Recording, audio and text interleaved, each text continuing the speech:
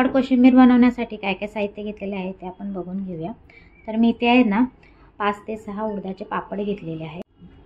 इथे एक मी बारीक चिरलेला कांदा घेतलेला आहे, एक टोमॅटो घेतलेला आहे बारीक चिरून, बारीक चिरलेली कोथिंबीर, शेव घेतलेली आहे बारीक, चवीपुरता मीठ घेतलेलं आहे, लिंबाचा रस, लाल तिखट आणि ती मिरची।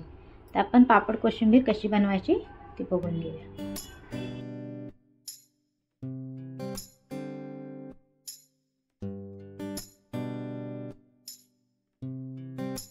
पापड कोशिंबीर बनवण्यासाठी मी आहे ना पापड गॅसवर भाजून घेणार आहे।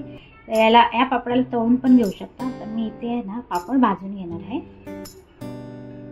गॅस चालू केलेला आहे, बारीक आहे। आता मी या पापडांना भाजून घेणार आहे।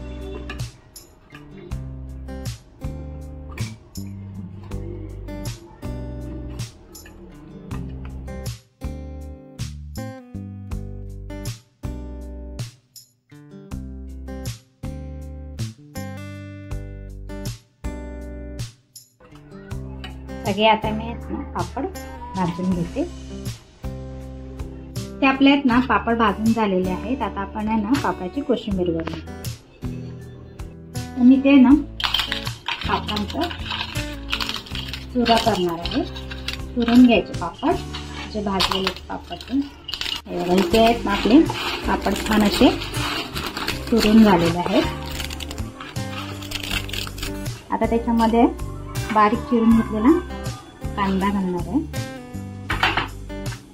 बारीक चिरून घेतलेला टोमॅटो ऍड करायचा,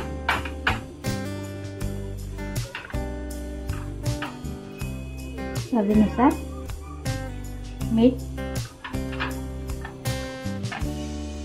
अर्धा चमचा लिंबाचा रस, अर्धी बारीक चिरून घेतलेली मिरची,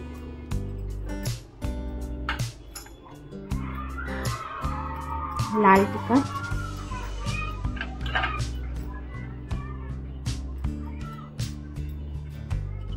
कोथिंबीर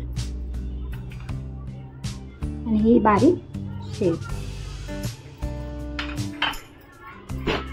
छान असं हे मिक्स करून घ्यायचं।